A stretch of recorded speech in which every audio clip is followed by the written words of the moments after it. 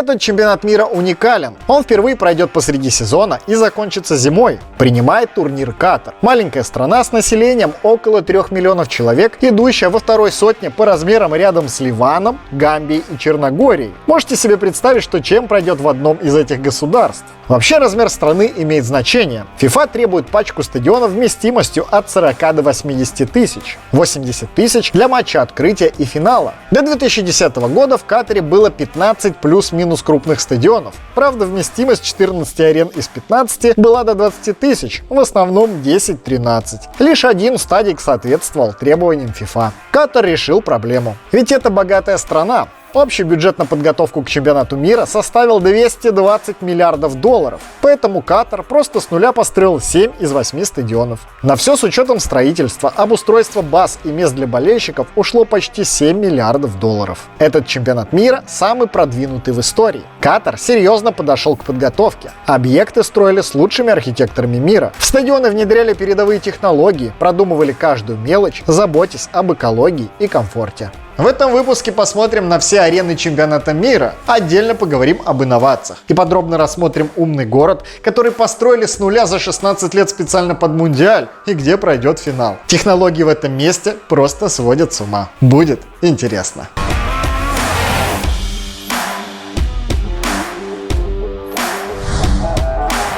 Сначала познакомимся с каждым стадионом отдельно, а потом пройдемся по технологиям. Аль-Байт – одна из главных арен этого чемпионата мира и, пожалуй, самая колоритная. Находится в городе Эль-Хаур, многие жители которого ныряют за жемчугом или рыбачат. Визуально стадик напоминает большую тентовую палатку. Стадион вдохновлен бедуинским шатром, который называется Байт-аль-Шаар, отсюда имя сооружения. В таких когда-то давно жили кочевые народы на берегу Персидского залива. Дизайн напоминает развивающееся на ветру полотно, из которого сделано традиционное жилище бедуинов. Арена символизирует связь прошлого и будущего Катара. Интерьеры напоминают шатер изнутри, отделанный традиционными орнаментами. Наружные стены и остроконечные крыши каждой из 4 трибун покрыты тканной стекловолоконной мембраной, чтобы придать им форму палатки. Раздвижная крыша соединяет 4 трибуны, окружая стадион. Внешняя поверхность арены окрашена в традиционные для шатров кочевников черный, красный и белый цвета. Стадион строился с нуля, поэтому внутри топовая начинка. От освещения и мультимедиа до пожарной безопасности.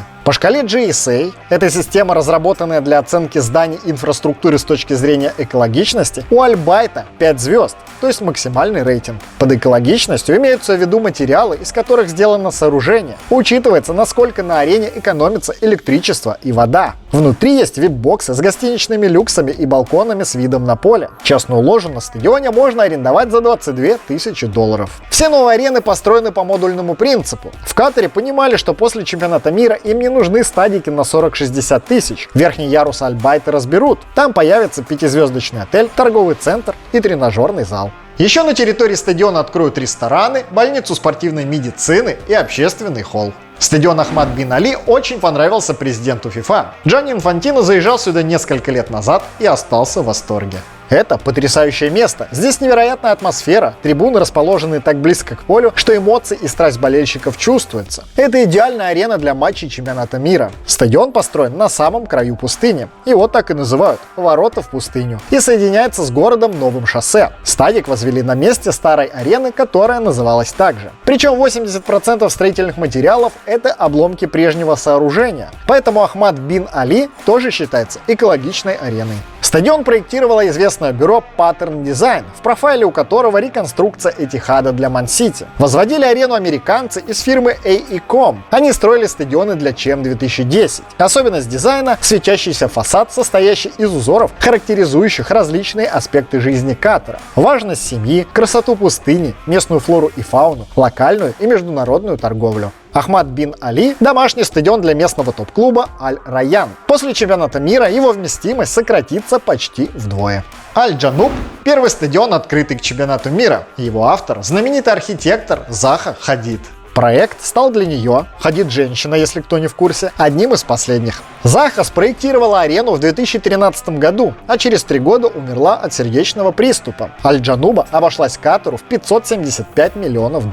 Стадион находится в городе Вакра, в 20 километрах от Дохи. Вакра – старейший город на берегу Персидского залива. Его история связана с добычей жемчуга и рыбной ловлей. Вот и стадион вдохновлен Дау – лодками ныряльщиков за жемчугом. Арена построена в стиле архитектуры постмодернизма и неофутуристичного дизайна. Внешний вид напоминает раздувшиеся ветром паруса. Использование древесины и натуральных материалов отсылают к культурному наследию региона. После открытия стадиона многие отмечали, что он напоминает женский половой орган. Но Заха Хадид отвергала эти домыслы, называя их неловкими и смешными. Стадион стал полноценной частью города. Вокруг него построили школу, зал бракосочетаний, рестораны, рынки, конные и беговые дорожки. После чемпионата мира тут будет играть местная футбольная команда, а вместимость арены снизится до 20 тысяч. Демонтированные сиденья и конструкции передадут нуждающимся странам. Можете себе представить стадион, вдохновленный мужской шапочкой? Если нет, то посмотрите на Аль-Тумаму. Его дизайн напоминает гахфию – ажурный мужской головной убор, который является важной частью традиционного костюма катарцев. Фасад выполнен в узорах, как на этой шапочке. После чемпионата мира вместимость сократят вдвое, а на территории разместят бутик-отель на 60 номеров, выходящих окнами прямо на поле, а также клинику спортивной медицины. Лусаил – главный стадион этого чемпионата мира. Именно тут пройдет финал. Находится он в умном мегаполисе в 20 километрах от Дохи, который построили специально к этому мундиалю. Давайте коротко пройдемся по городу. Строить его решили еще в 2006 году. Возводили с нуля, на голой земле. Основная задача – создать функциональный, красивый и умный мегаполис, продумать все до мельчайших деталей. Всего здесь 19 районов. Есть гольф-район, усеянный элитными виллами, несколько жилых округов, спортивный городок со стадионом, где пройдет финал ЧМ, башни и небоскребы, торговый район на набережной, сама набережная, городок с развлечениями, жилая застройка, 11 отелей, парки, ночные клубы и торговые центры, медико-образовательный округ, нефтяной и энергетический районы, еще есть бухта с 2 пристанями и 4 острова. Чтобы люди меньше пользовались автомобилями и не загрязняли воздух, с нуля построены метрополитен и железнодорожная линия. Запущена городская трамвайная ветка более 30 километров. Для поддержания комфортной температуры в зданиях и общественных местах под землей устроены тоннели с холодной водой.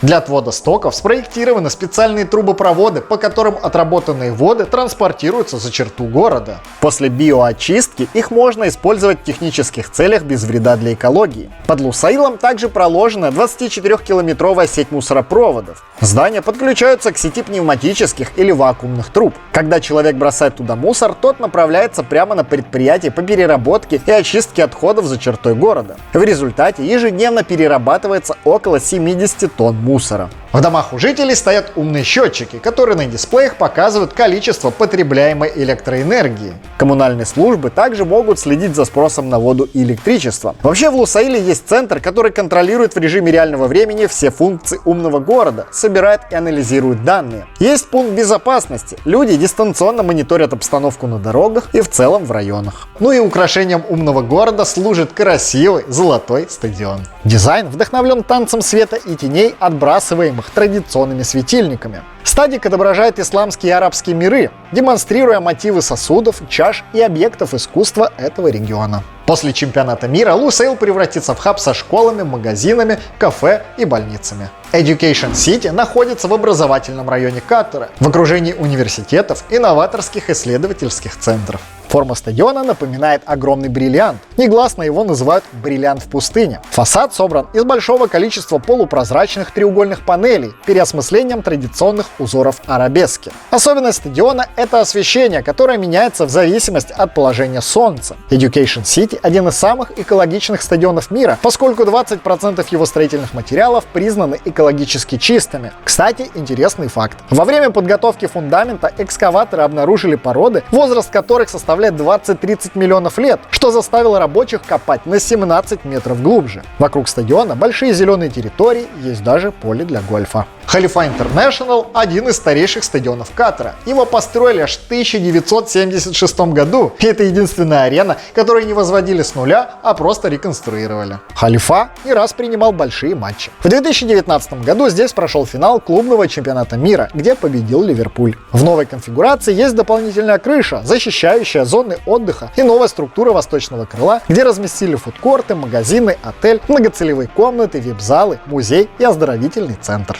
Жемчужина чемпионата мира – стадион 974, первый в мире, построенный из грузовых контейнеров. Располагается он на берегу Персидского залива, доехать туда можно на водном такси. 974 – это одновременно и телефонный код Катара, и количество контейнеров, использованных для строительства. Вдохновлена арена международной торговли и мореплаванием Катара. Модульная структура сочетает переделанные контейнеры и стальную конструкцию, части которой подвергаются вторичной переработке. Благодаря модульной конструкции получилось существенно снизить затраты, где-то на 10-15%, время строительства и отходы материалов. Стадион спроектирован с естественной вентиляцией. Все благодаря форме арены, зазорами между сиденьями и близости к морю. После чемпионата мира стадион разберут и отправят детали нуждающимся странам. В каких-то контейнерах будут снова переправлять грузы по морю. Согласитесь, идея просто топ.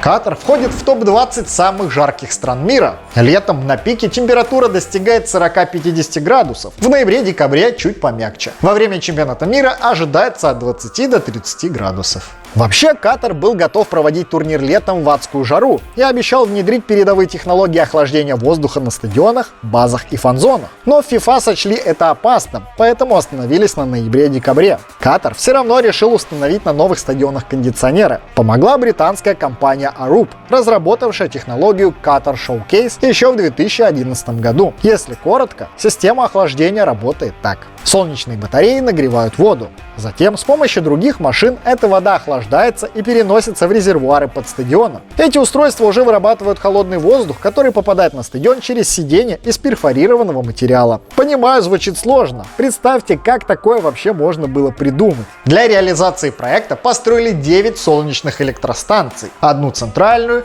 и по 8 на каждый стадион. Но одних кондиционеров и станций недостаточно. Сначала нужно было сделать так, чтобы горячий воздух по минимуму поступал на стадионы. И тут пришлось поиграться с формой сооружений. Специалисты провели аэродинамический анализ. В ходе процесса построили и протестировали много 3D-моделей для оценки воздушного потока над стадионами, добавив дополнительные параметры вроде количества зрителей и выделения ими тепла. Так инженеры определили размеры верхних проемов стадиона, подкорректировали их форму, чтобы предотвратить попадание горячего воздуха и обеспечить достаточное затенение. Для примера, чтобы снизить температуру на Аль-Байте, пришлось всего-навсего осветлить фасад. А при грамотном расположении крыши становится прохладнее еще на пару градусов благодаря тени. Но опять же, тут Катару на руку сыграло, что 7 стадионов строились с нуля и можно было вносить любые правки в проект. Дальше занимались уже самой системой охлаждения, конечно же, рассчитав все по науке. Выдувается воздух через диффузоры размером с футбольный мяч, а под сиденьями болельщиков есть отверстия поменьше, подающие холодный воздух на уровне лодыжек. Комфортно всем, и футболистам, и фанатам. Технологии на стадионах Катара на 40% экологичнее, чем появившиеся до этого. Если сравнивать с другими системами охлаждения, эти используют намного меньше электроэнергии. Кстати, арены начинают остужаться за 2 часа до матча. Приходите на стадион, а там уже прохладно. Ну и теперь коротко пройдемся по другим технологиям. На всех стадионах Катара установлено светодиодное освещение, поскольку оно энергоэффективно, не токсично и имеет более длительный срок службы. Светильники, меняющие цвет, например, будут использовать при открытии и закрытии турнира и для демонстрации различных эффектов в каких-нибудь шоу. Выдвижные крыши могут открываться и закрываться в зависимости от сложных погодных условий. В данном случае эти конструкции созданы для охлаждения, а не так, как в холодных странах, для сохранения тепла. Возле стадиона будет множество конструкций, напоминающих деревья. Это затеняющая ветряная турбина Эль-Палм, которая вырабатывает электричество с помощью солнечных батарей, фотоэлектрических панелей. Болельщики смогут сидеть в ее тени, быстро заряжать телефон через USB-порт или беспроводным способом, а также использовать Эль-Палм в качестве точки доступа Wi-Fi. В турбину также встроена реклама, камеры наблюдения, освещение и динамики. Даже слабовидящие болельщики в полной мере смогут насладиться чемпионатом мира благодаря платформе Monocle. Она перерабатывает цифровой контент, связанный с чемпионатом мира, в шрифт Брайля, что позволяет болельщикам со слабым зрением заценить контент. На стадионах оборудованы сенсорные комнаты для обеспечения безопасного и спокойного пространства для людей с аутизмом или проблемами с сенсорикой. Во время матчей они смогут уединиться в помещениях, которые разработаны для задействования их их чувств с помощью интерактивных проекций, управляемого освещения и игрушек. Приложение Navbody-Qatar позволит легко ориентироваться в закрытых помещениях и избегать мест скопления людей на стадионах, торговых центрах, больницах и других локациях в режиме реального времени и покажет кратчайший и наиболее комфортный путь до нужной точки. Чемпионат мира в Катаре уникален по всем параметрам. FIFA пошли на серьезный эксперимент с выбором страны-хозяйки. Катар же реально мощно вложился в инфраструктуру и ждет возможности удивить весь мир своими инновациями. На этом все. Как вам технологии? По-моему, звучит круто. Посмотрим, как все будет работать на практике. Пишите, какой стадион чемпионата мира, по вашему мнению, самый красивый. И заходите в Telegram.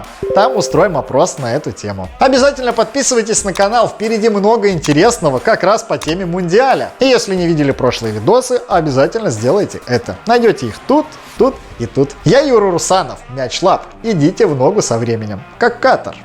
Пока.